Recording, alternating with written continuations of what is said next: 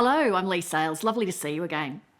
Sometimes when you watch the news, the scale of all the problems and issues in the world can just feel so draining and overwhelming, especially during the last few years. It can be easier to sometimes just switch off and binge watch some trash and eat an entire block of chocolate. Maybe that's just me. But I can tell you something great, which is that amazingly, some people feel the exact opposite. And thank God they do, because they're the ones who get off the couch and help motivate the rest of us. I bet tonight, after you finish watching engineer Saul Griffith, you will feel very hopeful and positive.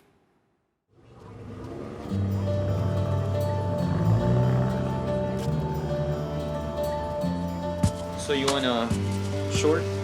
Not too short. Want to keep the beard, but have it not look crazy. And then just clean up the hair. You don't need to take much off. Just make me look acceptable to meet the president. Saul's brain is constantly moving, constantly thinking. You know, he wants to make the world a better place. Where are you from? From Australia. Oh, yeah. What about you? I'm from Mexico. Saul has this mad scientist aura, and the more you listen, the more you realize that it's not mad. It's him thinking on so many levels at the same time, which is a really incredible thing to watch. You look younger now. Saul's very much like a little kid in a lot of ways. There's a young guy in there somewhere.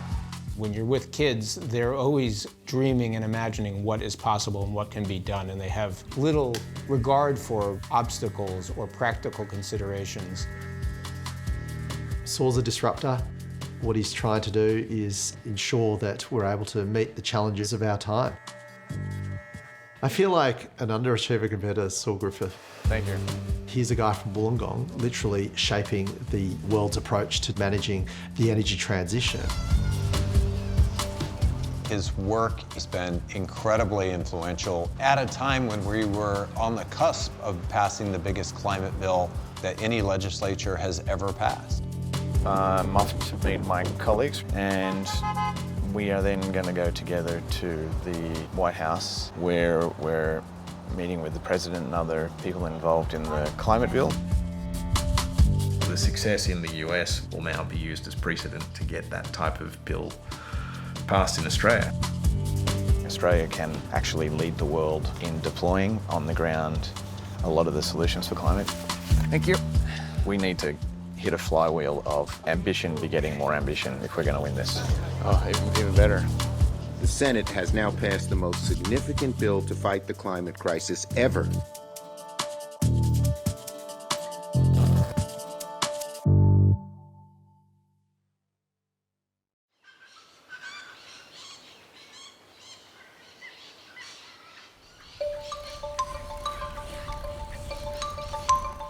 I had been living in the US for about 20 years. 2020 rolled around, COVID was very restrictive and difficult in California. My kids were not thriving in the school system there. My parents were getting old, so sort of all those things added up and said, move to Australia. Coming to Australia, it was just a natural evolution of what he's doing. I mean, he just looks around wherever he is and says, hey, how can I fix things here? One of the most common topics of conversation at the beaches around here is, isn't the water a little bit too warm for this kind of year? I kind of knew him as like a Silicon Valley character who was an Australian that had done amazing work in the USA. Some local parents came to me and they said, is there something better we can do for more near-term climate action? All of this high-polluting policy never works at community level. And I said, well, why don't we see if we can organise our own community to become Australia's first all-electric zero-emission community? And we can even maybe get some help from the state government and federal government. We all just like straight on and said, great, that is like, we can do that. For honestly, what would be the first community in the world to really commit? Most of us are parents and we're all really committed to pragmatic solutions to the climate crisis. Communications and protocols to work with the grid. The general population would like some optimism. They would like to know, what can we actually do? One really obvious way to get to zero emissions in households is to electrify all of our machines that currently burn fossil fuels, and then to produce all of the electricity for those machines with renewables. Saul is a compulsive optimist, which I think is why he is able to do this work. But he's not the kind of optimist who says, oh, technology will solve all our problems. You know, he's saying, we can solve this if we all work together.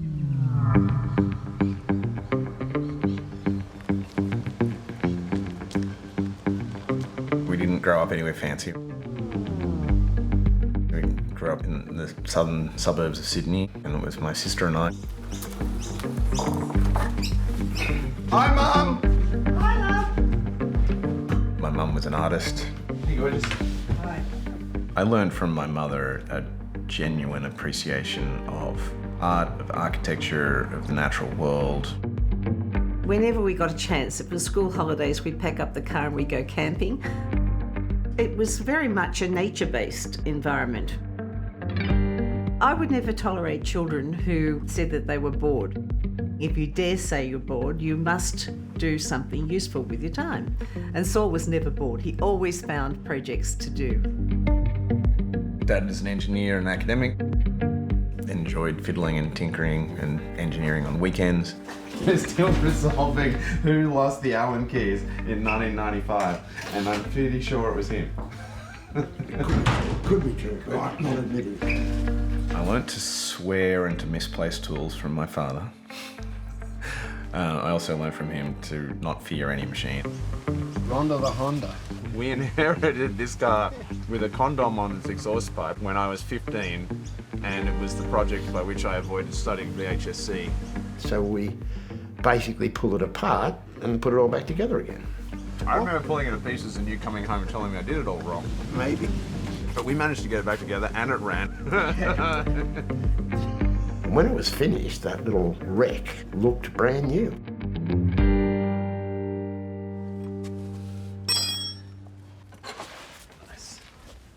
We had a fearless approach to anything in my childhood that was broken. We just we'd fix it. Or if we needed a thing that didn't exist, we'd make it. All right, that should fix it. It's a bit trite to say that learning how a car works is important, but if you approach it and deal with the science and the engineering involved, he learned a lot. Oh, I love that sound. I think it took me 30 years to realise that very, very few kids had that experience. My worry for the world is like we're just taking spare time away from parents and there's less creativity and less imagining in households than ever before. You know, it's 8:43 in the morning, got to get the kids to school by 9:15, and lunches aren't made. How are we going to solve climate change today? It's like, shit. A guy called Saul Griffith confesses to being one of those types who observes the world with a keen eye and then gets his buzz out of tinkering with it. Saul, nice to meet you. Good to see you. Nice to meet you, George. I first studied metallurgical engineering at the University of New South Wales. Then I bummed around the world for a little while, came back and started an advanced degree at Sydney, but while I was there, I got accepted on scholarship to go to Massachusetts Institute of Technology. MIT is such an extraordinary place. I mean, it's a gathering of all the nerdiest nerds. It was my first experience of an education environment where everyone loved being there because it was making them realise their dreams. Your motivation is not purely technological or scientific even, it's humanitarian. Yeah, is that a driving force? Yeah, a lot of projects I work on are focused on reaching out to a lot of people and having a big impact. What do you do for relaxation? I build these very large inflatable kites and then we use those to propel ourselves across ice, across water. Why am I not surprised? Basically everything in my life I build myself. MIT was good for me and did well for me. One nice thing, I got the MIT Student Prize for Invention. For the past 6 years now, Saul has studied and worked in the US, where his recent tinkerings have won him a $30,000 prize. I will cry while I tell you this story. I had an idyllic childhood, but it was not all perfect, as you know, everyone has some struggles, and my mother had breast cancer 3 times when I was a kid. I think the first time I was probably 11 or 12. He came to me very concerned one day and said, "Are you going to die, Mum?" She said, "Don't worry, I'm not going to die. I haven't been to the Galapagos yet." So when I won money later, I took my mum to the Galapagos. I just always remember that that's where she wanted to go. My mum cried more than me. No, actually, she'll say that she never cried. She really is stiff upper lip.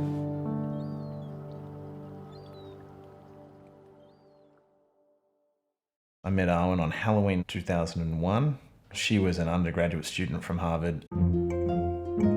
She told me that on our first date, that she wanted to have children that were like me, and then she remembers being like, whoa, that means I have to marry someone like that. I remember one of our first weekends together, we met up in Florida. And the thing that really got across what a unique mind he had was we were sitting on the dock looking out at the sunset. And I said, oh, what are you thinking of? And he said, well, I was thinking that if we lived on a planet with different rules of gravity, I could hold you out over the water so that you could dip your toes in the way that I'm doing so you could experience this amazing ocean, you know, because he has longer legs. And I thought, oh, that was not what I was thinking. Early on, I just thought I will never be bored with this guy, and I never am. Sometimes I would like to be slightly more bored. I'm Tim Anderson. I'm Eric Wilhelm. I'm Saul Griffith from Squid Labs. We have the capacity to make almost anything. Over the summer of 2004, myself and 3 colleagues from MIT moved to San Francisco to start Squid Labs. All right, great. Squid Labs really was a bucket of ideas that paid enough of a salary for us to figure out what we were doing and then create very focused startups. I was the most interested in energy and climate technologies.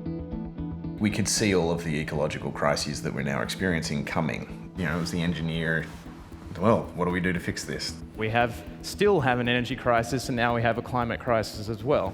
If you're at all like me, this is what you do with the sunny summer weekends in San Francisco, and you realize that there is incredible power in the wind and it can do amazing things. And at the time, solar and wind were much more expensive than coal and gas. So how do you make them much, much, much cheaper? So this is the dawn of the new age of kites. They, of course, all knew intuitively from kite surfing that there's more wind higher up. And so they thought instead of having windmills, which you can only go to a certain height, they thought, well, what if you had a kite on a tether and then you could fly it as high as you needed to get the wind up there? It's very ambitious, but that's never been Saul's issue. But we knew it would cost hundreds of millions of dollars just to develop the technology. So luckily we found early money from Google to get started on that. And then the 2008 financial crisis hit, and there was sort of differing ideas about how to tackle it and where the money was going to come from to continue it. And Saul ended up stepping down right as we had our first child. So we literally had a newborn, and Saul didn't have a job, and he decided that he was going to start a new company.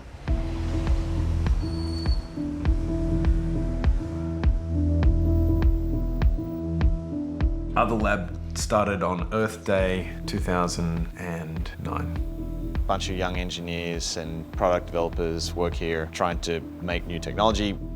It's a pretty magical place. Like, you know, we have enough of the right tools to build a satellite by Monday if that's what you need. The way I've described Saul in Other Lab is to ask people to imagine what it would be like to visit Willy Wonka and his chocolate factory. I'm not sure that all of the elves put their tools away this morning. Or to visit maybe Thomas Edison in his labs. So in here we have a tool room lathe, which is my spirit tool. Because there's some mix of sort of fantastical, whimsical fun, and there's also very serious science and engineering happening.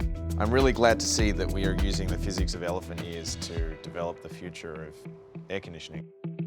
Someone once asked me what innovation is, and it was flippant at the time, but I think it's kind of what I believe now. Like, what is innovation? I'm like, it's free pizza in an unsupervised workshop. I'm extraordinarily proud of what we achieved with Other Lab. We've got all sorts of projects here. Energy storage technologies. This is the guts of an autonomous drone for inspecting offshore wind turbines. Some innovations in rooftop solar. Over about a dozen years, more than 50 patents. We've started a dozen technology companies, mostly in energy, a couple in robotics. So this is actually components for an exoskeleton, which is a robot that you can wear. Saul has always worked with his hands. I think that was where he initially tried to solve climate change. He's very aware of the clock ticking. Before we got married, I said to Owen, as you know, half as a joke, you know, if by 2020 the world hasn't made sufficient progress on climate change, can I become an eco-terrorist? And she said, no. I said, well, what about if you start trying to, working behind the scenes in politics, try to influence the policy and the laws and public opinion? What's it going to take to get our president really fully on board with this? In 2019, my friend Alex Lasky and I started Rewiring America. We need to show that tackling this challenge does not involve sacrifice and pain.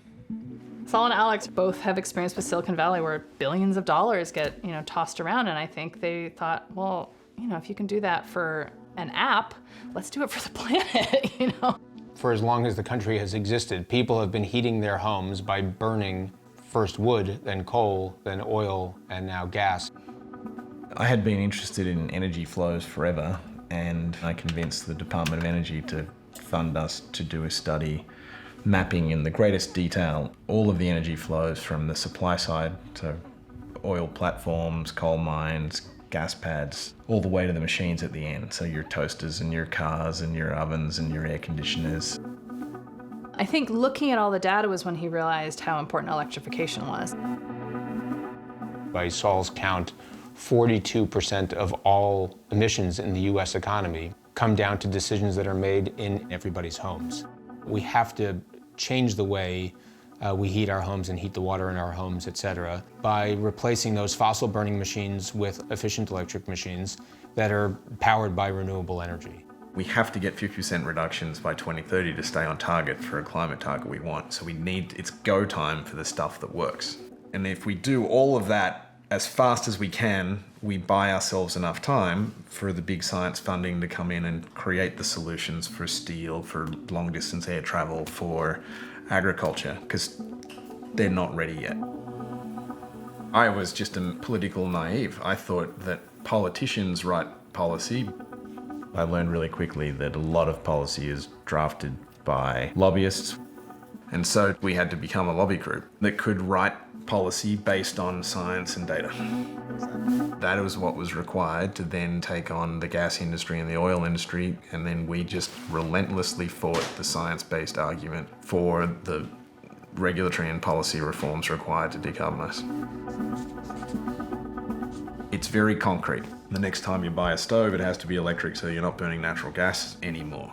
The next time you buy a water heater or a space heater, they have to be electric, not natural gas. The next time you do your roof, you have to put solar.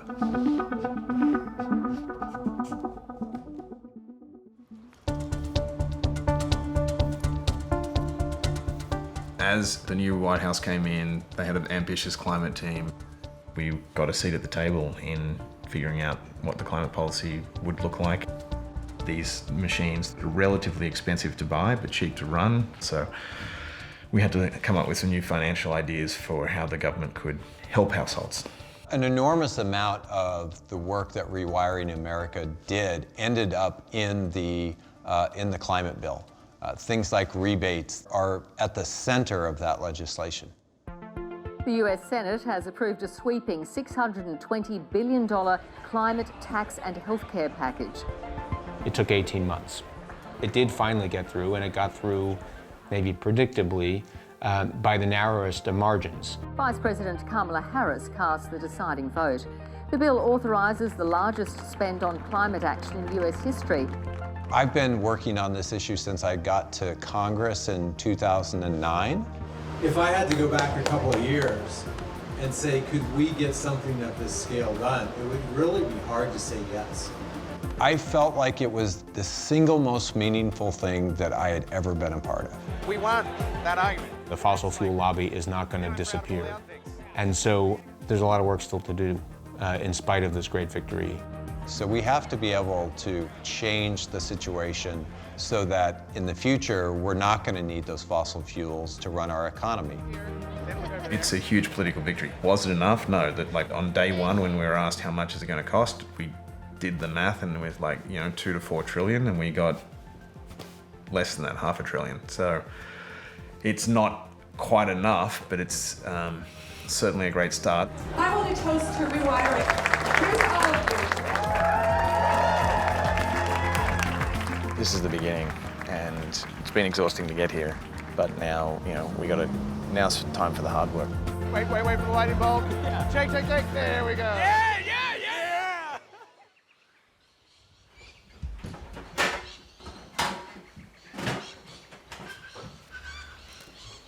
In late 2020, we decamped from San Francisco and moved to the northern suburbs of Wollongong.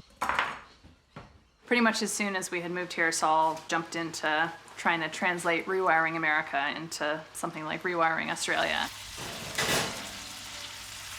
Saul's been consumed with this topic pretty much the entire time I've known him, but certainly... I'm sorry, love. I mean, it's the show of our times, really.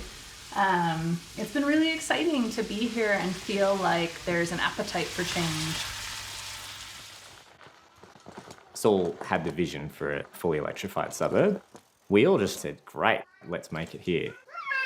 You come on the bike. Our group's called Electrify 2515. That's the postcode of the community where we all live. We started by looking for about 500 people who would be up for converting all their home's appliances to electric alternatives and powering them using solar and batteries on their house. We put a website together pretty quickly. The race is on to create Australia's first electric suburb.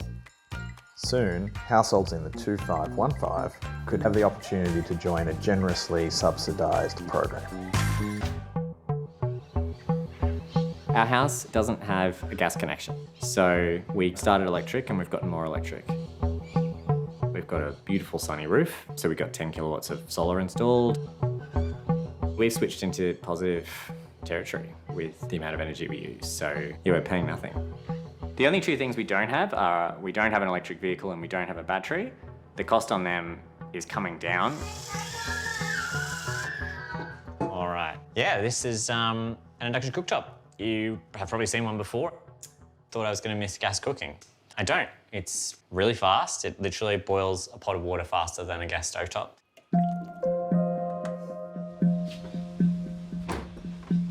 The wonderful thing about the volunteers of 2515 is they've been able to sort of guide and run this local experiment, which has enabled me to spend the majority of my time focusing on the politics of the issue. Off to Canberra this morning at the invitation of David Pocock to address a whole bunch of members of the House and senators. We have buried the use of fossil fuels into regulations and policies everywhere, and if we wish to undo that, you have to engage with politicians, because we now have to move very, very, very, very quickly to get those fossil fuels out of the system. Faster, in fact, than the free market can do. Saul is an inventor, author, and founder of multiple companies and non-profits. Most recently, he's founded Rewiring Australia. Because Australia has done so good on rooftop solar, the economics are extraordinary. So if we use our cheap sunshine to drive our cars and heat our homes, we're going to save money sooner. Can the government invent financing systems here that will make sure that every Australian can be backed by the government to buy these high capital electric machines so that they can save money over the lifetime? At the moment, we're spending just under $12 billion a year subsidising fossil fuels in Australia. At the same time, Saul's modelling shows that $12 billion over 5 years would help electrify every Australian household. Thank you very much. Hopefully I didn't go too far over time.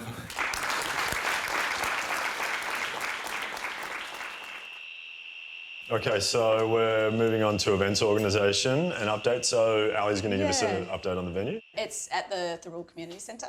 Our group gets together every 2 weeks or so usually. Plenty of room for standing, so people have got kids, all that sort of stuff. Yeah, I don't know either. We went into this having absolutely no idea if we were going to get 10 people willing to kind of take part, and we got 500 people within 4 days. And so we're planning a community forum to help kind of raise awareness of the real concepts behind it. Trent and I are currently working on some graphics at the moment based around the 6 appliances, and then the cost comparison between the electric version and the fossil fuel version. The real aim of the campaign is to get as many people as we can to prove out how this can work at a power grid level, but also we want to be able to show the nation that this works. So with this one is the hot water. It's just wonderful to see local action, and I think lasting political action actually starts to happen when you can make it sort of bottom-up happen from the community soul. Thank you again for coming here. So Lara and myself are part of the Electrify 2515 team. For me personally, I've felt a lot of climate despair. But when I came across Saul's concepts of widespread electrification, I didn't just feel a sense of hope. It's something that also gives the power to individuals and to communities to create change. All right, without further ado, our fellow 2515er and the spark who ignited our program.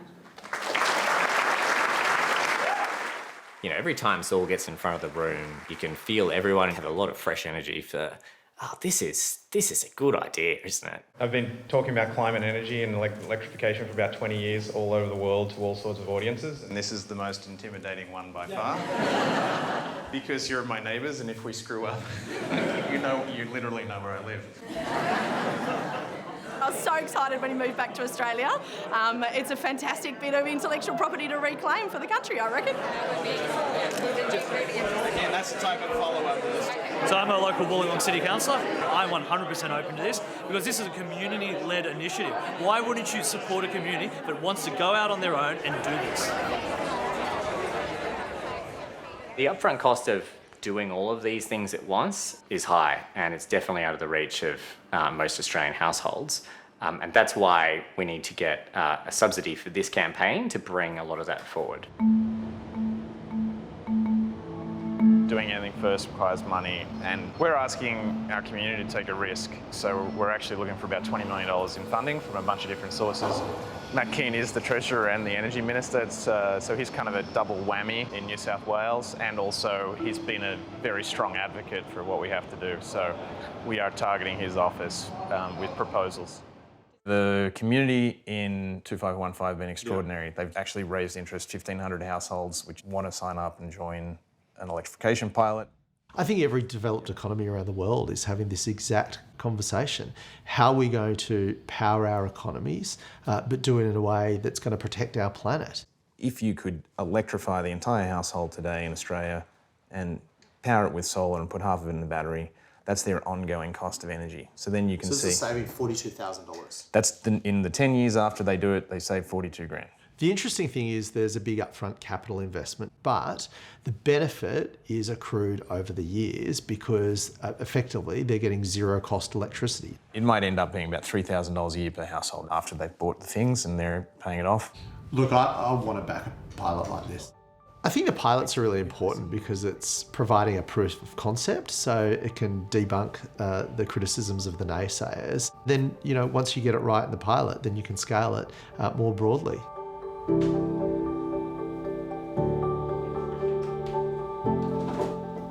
It was very hard to be optimistic 10 or 15 years ago because there weren't enough of the technological pieces in place.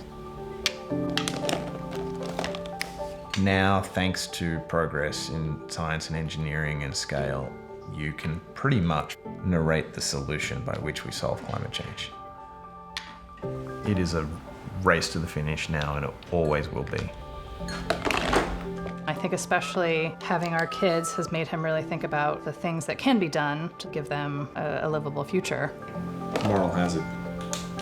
I think Saul has had his doom and gloom moments, but over time, you either get lost in the doom and gloom or you think about how you can make things better. Oh, I want to take back the last move. One genuine source of optimism is this opportunity for community renewal. We know that it's got to be communities that do this work together. It doesn't solve your check problem. Every single Australian is connected to every other Australian through our electricity network. It's literally the wires that bind us together.